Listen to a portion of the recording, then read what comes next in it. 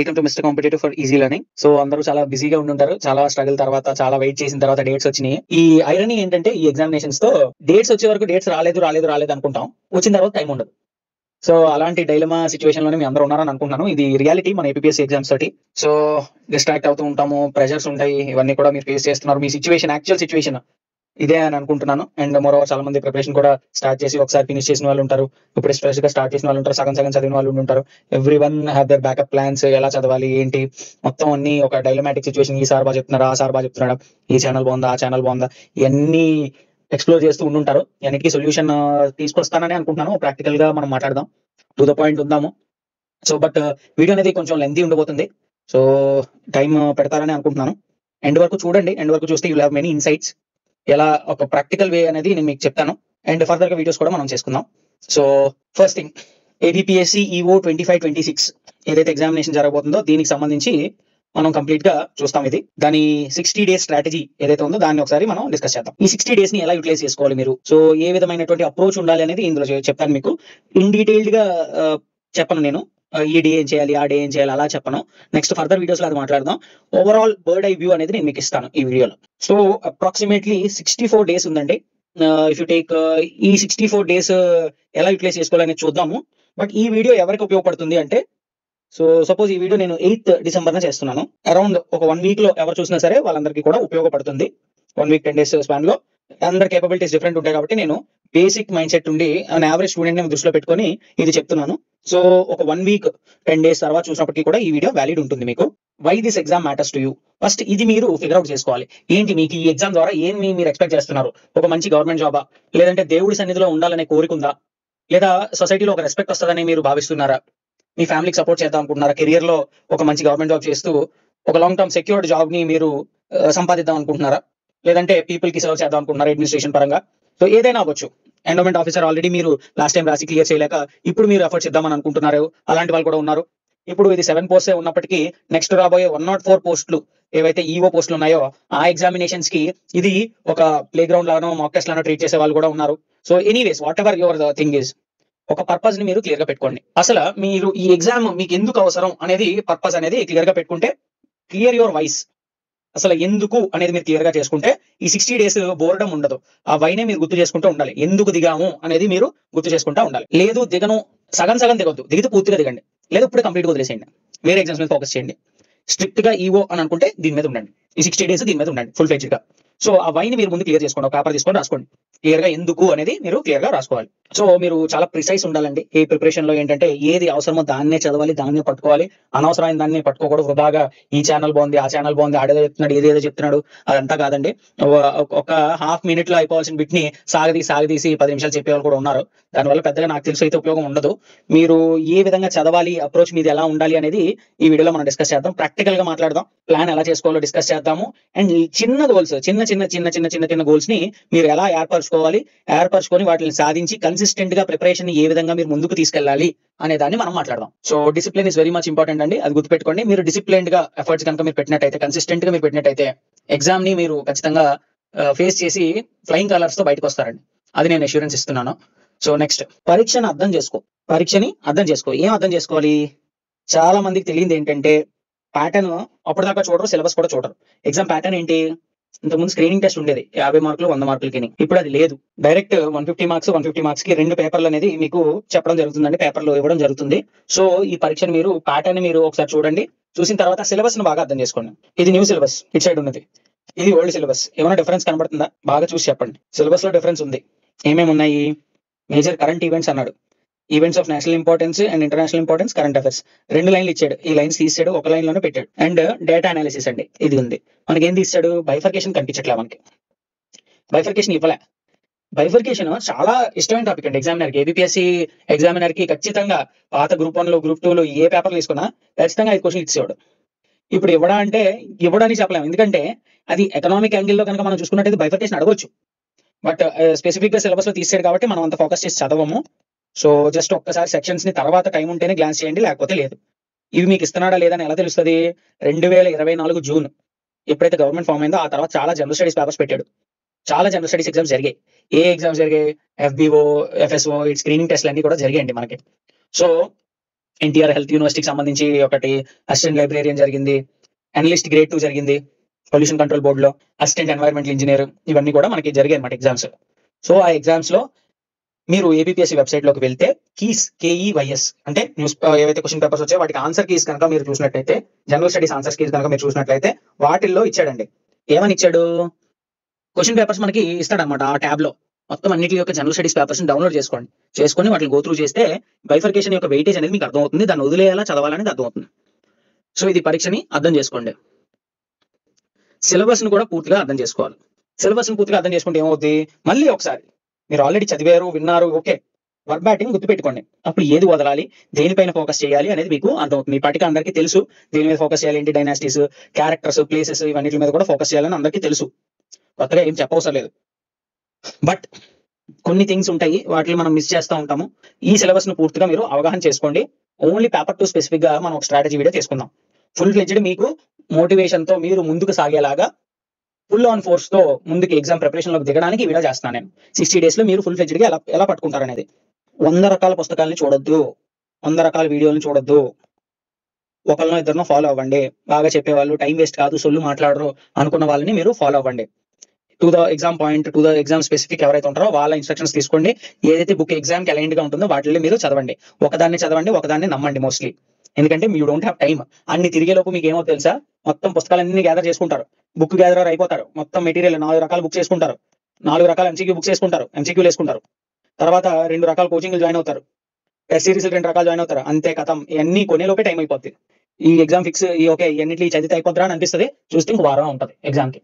So అలాంటప్పుడు waste కదా. So choose 1 good mentor, 1 good book, 1 good video source, అంతే close. దాంతో మీరు ముందుకెళ్ళండి. దీని మీద డీటెయిల్ వీడియో చేసుకుందాం మనం, ఓకేనా. నెక్స్ట్, అన్నిటికంటే ముందు మీరు చేయాల్సిన పని ఏంటి అంటే ప్రీవియస్ ఇయర్ క్వశ్చన్ పేపర్స్ ని ఒక రోజు కేటాయించండి, లేదంటే 2 hours కేటాయించండి, అలా 4-5 days కేటాయించంండి. చదువుకుంటూ ప్రీవియస్ క్వశ్చన్ పేపర్స్ ని అనలైజ్ చేయండి. ఏ ప్రీవియస్ క్వశ్చన్ పేపర్స్ అంటే మనకి 2 ఉన్నాయి కదా, ఎండోమెంట్ హిందూ ఫిలాసఫీ ఉంది, జనరల్ స్టడీస్ ఉంది. హిందూ ఫిలాసఫీకి సంబంధించి 2022లో ఏదైతే పేపర్ జరిగిందో ఆ పేపర్ మాత్రమే ఉంది మనకి అనలైజ్ చేయడానికి. ఆ పేపర్ ని తీసుకోండి. ప్రిలిమ్స్ లో 100 మార్కులకు ఉంది, 100 క్వశ్చన్లు వచ్చాయి, ఇందులో 150 క్వశ్చన్లు వచ్చాయి. ఏవి ఎంత డెప్త్కి వెళ్తున్నారో రాసుకోండి. రాసుకున్న తర్వాత ఒక ఇంపార్టెంట్ పాయింట్ ఏంటంటే, చాలా మందికి తెలియంది, చాలా మంది అనలైజ్ చేయకుండా మీకు తెలియజేయండి ఏంటి అంటే, ఎండోమెంట్ యాక్ట్ లో మనకి సెక్షన్ 57, సెక్షన్ 29, సెక్షన్ 75 to 86 ఇవి మాత్రమే ఉన్నాయి. అవి చదివితే చాలు, నాకు వీటిలో నుంచి 30 మార్కులు వచ్చేస్తాయి, 20-30 మార్కులు మనకు వచ్చేస్తాయి అని అనుకుంటున్నారు. కానీ అలా లేదండి. మెయిన్స్ లో మనకి ఏం చేశాడంటే 5 నుంచి 8 క్వశ్చన్లు బయటికి వెళ్ళి ఇచ్చాడు. అంటే మనకి ఎండోమెంట్ చట్టంలో, ఎండోమెంట్ యాక్ట్ 30/87 లో 162 సెక్షన్స్ ఉన్నాయి. ఆ 162 సెక్షన్లలో ఒక 4-5 సెక్షన్లు బయట నుంచి ఇక్కడ మెన్షన్ చేసినటువంటివి కాకుండా అదర్ సెక్షన్స్ లోంచి 4-5-6 క్వశ్చన్స్ ఎక్స్ట్రా ఇవ్వడం జరిగింది. వాటిని కూడా మీరు చదవగలిగితే, ఎండోమెంట్ యాక్ట్ ని మీరు చదవగలిగితే ఖచ్చితంగా ఎడ్జ్ అనేది ఏర్పడుతుంది. ఇచ్చాడు, వాడు కాంప్లికేట్ చేయాలనుకుంటే ఇవ్వచ్చు. కాకపోతే మొత్తం సిలబస్ ఫినిష్ అయ్యాక మెల్లమెల్లగా రోజుకి ఒక 10 సెక్షన్స్ చెప్పిన అలా చదువుకుంటా ఫినిష్ చేయాలి. అలా ఫినిష్ కనుక చేశారంటే ఖచ్చితంగా ఎంతో కొంత ఎడ్జ్ మీకు ఏర్పడుతుందని అనుకుంటున్నాను నేను. సో అదండి. Next, previous year question papers ని అనలైజ్ చేస్తారు. ఈవోకి సంబంధించి, జనరల్ స్టడీస్ కి సంబంధించి ఏం చేయాలి? గ్రూప్ 2 మెయిన్స్ జరిగింది. ఆ పేపర్ మీరు ఎవరైనా చూసి ఉంటే మనిషి తయారు చేశాడు అనుకుంటున్నారా? ఆ క్వశ్చన్స్ ని అడిగిన క్వశ్చన్, అడిగి సేమ్ ఆప్షన్, మళ్ళీ 1, 2, 3, 4 లో కూడా 2 ఆప్షన్లు సేమ్ గానే ఉండడం, ఏదో కల్పించి రోబోట్ మాట్లాడుతున్నట్టు ఆ క్వశ్చన్స్ ఉన్నాయి. అంటే మీకు అక్కడ ఏం అర్థమవుతుంది? ఈ పేపర్ ఏదైతే ఉందో, పేపర్ సెట్టర్స్ డెఫినెట్ గా స్ట్రక్చర్డ్ గా ఇంకా పక్కాగా ప్రాపర్ పేపర్ సెట్టర్స్ ఎవరు లేరండి. మనకి క్వశ్చన్ పేపర్స్ కరెక్ట్ చేయడానికి కూడా మనకి ఎవరు లేరు. లాస్ట్ టైం ఏదైతే పేపర్స్ ఎవాల్యుయేషన్ మీద కేసెస్ ఉన్నాయో అన్నింటి యొక్క వాదనలు ఏంటి? ఎక్స్పర్ట్ ఎవడు లేడు. ఎక్స్పర్ట్ లేకుండా క్వశ్చన్స్ అనేవి సెట్ చేస్తున్నారు, కరెక్షన్స్ అనేవి ఎక్స్పర్ట్ లేకుండా చేస్తున్నారు. దాని శాస్త్రీయత ఏముంది అని అడుగుతున్నారు అనమాట. సో ఇలాంటి పరిస్థితుల్లో మన క్వశ్చన్ పేపర్ సెట్టింగ్ ఉంటాయి. సో అవన్నిటిని మీరు దృష్టిలో పెట్టుకొని వాటిని అవగాహన చేసుకోండి. పాత క్వశ్చన్ పేపర్లని ఏపీపీఎస్సీ జనరల్ స్టడీస్ ఎగ్జామ్స్ చాలా పెట్టింది.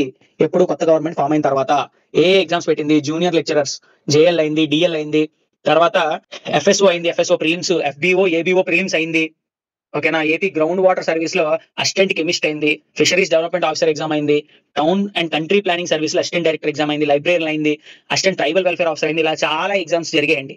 ఒక 10-15 పేపర్లు మీకు దొరుకుతాయి ఈ గవర్నమెంట్ ఫామ్ అయిన తర్వాత. ఈ పేపర్ల ట్రెండ్ కనుక మీరు గమనిస్తే, గ్రూప్ 2 మెయిన్స్ ట్రెండ్ కూడా మీరు గమనించండి. గ్రూప్ 2 ప్రిలిమ్స్ పేపర్ ఎంత టఫ్ ఉంది అసలు? ఒక మనిషి అన్నోడు అటెంప్ట్ చేయగలిగేలా ఉందా? గ్రూప్ 1 పేపర్ అయితే ఇంకా చాలా కష్టంగా ఉంది. సో వీటి తర్వాత గ్రూప్ 2 మెయిన్స్ ఏ విధంగా ఉంది? ప్రతి ఒక్కరికి కూడా నాకు వచ్చేస్తుంది అలా మాట్లాడుతున్నారు. అంటే ఏంటి? పేపర్ యొక్క డిఫికల్టీ లెవెల్ తగ్గితే ఏమవుతుంది? కట్ ఆఫ్స్ పెరుగుతాయి, అందరూ హై స్కోర్ చేయడం స్టార్ట్ చేస్తారు. సో లాస్ట్ టైం వచ్చిన ఈఓ పేపర్ ని కనుక మీరు అనలైజ్ చేస్తే వన్ లైనర్ క్వశ్చన్స్ ఉన్నాయి.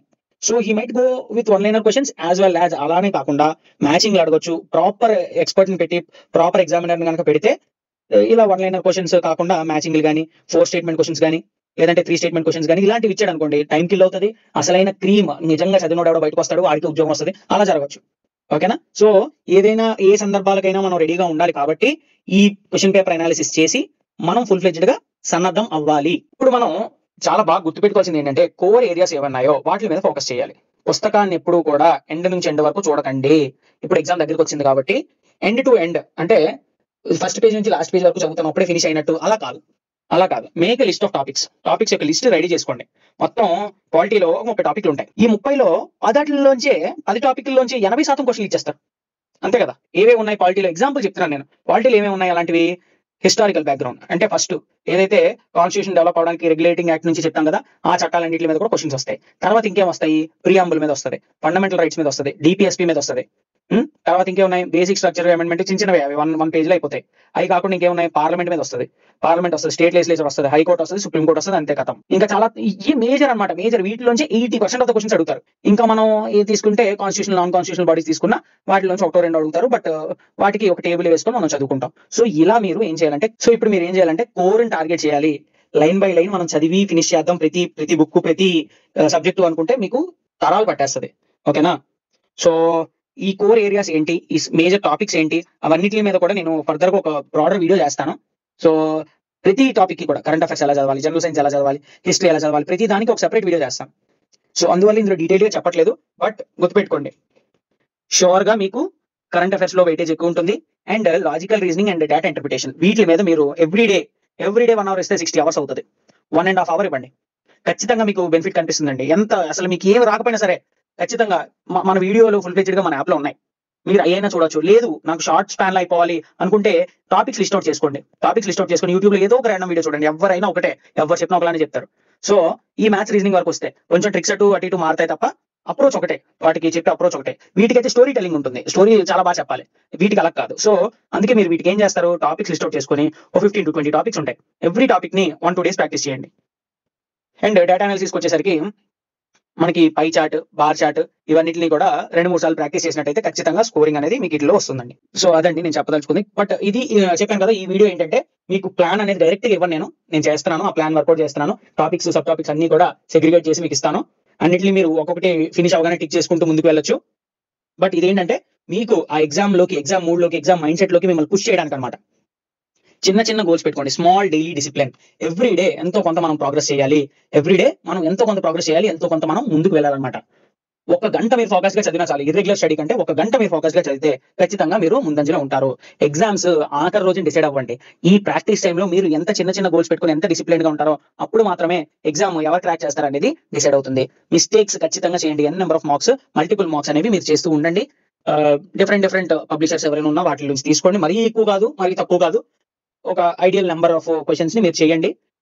మొత్తం 20 రోజులు క్వశ్చన్స్ చేస్తాను, క్వశ్చన్స్ నుంచి క్వశ్చన్ వచ్చేస్తుంది అనుకోవద్దు.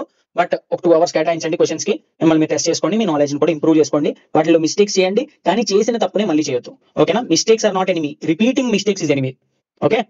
సో నెక్స్ట్, చిన్న సెషన్స్ లో చదవడం నేర్చుకోండి. ఒకేసారి 5 గంటలు కూర్చుని పోతాను, 4 గంటలు కూర్చుని పోతాను, బ్రెయిన్ డ్రైన్ అయిపోద్ది.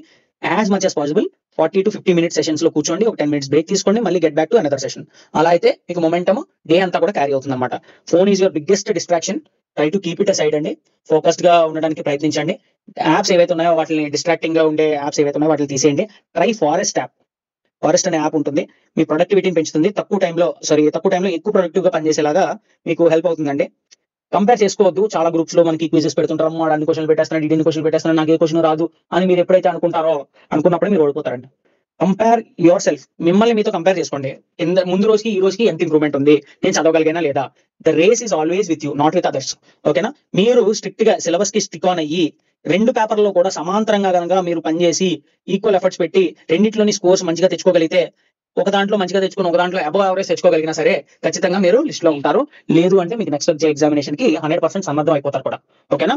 సో థింగ్స్ ని విజువలైజ్ చేసుకోండి. మంచి స్టోరీ ఫార్మాట్ లో మన క్లాసెస్ అన్ని కూడా చెప్పడం జరిగింది. As much as possible visualise చేసుకొని మెంటల్ గా మీరు రివైజ్ కూడా చేయడానికి ట్రై చేయండి. ఓకేనా? ఎప్పుడైనా మనకి జనరల్లీ ఏమవుతుందంటే ఈ 60 డేస్ లో 50 డేస్ నేను పెట్టుకొని వెళ్తున్నాను మైండ్ లో. ఎందుకంటే ఖచ్చితంగా మనకు బ్రేక్స్ అనేవి ఉంటాయండి, వస్తాయి. మీకు ఆరోగ్యం బాగోకపోవచ్చు, ఇంట్లో వాళ్ళకి ఆరోగ్యం బాగోకపోవచ్చు, ఏదో పని మీద బయటకు వెళ్ళొచ్చు, బాగా ఎమర్జెన్సీ పని అవ్వచ్చు. మనం అనుకుంటాం 60 రోజులు కూర్చుండి పోదాం, ఎవరు పిలిచినా పలకొద్దని.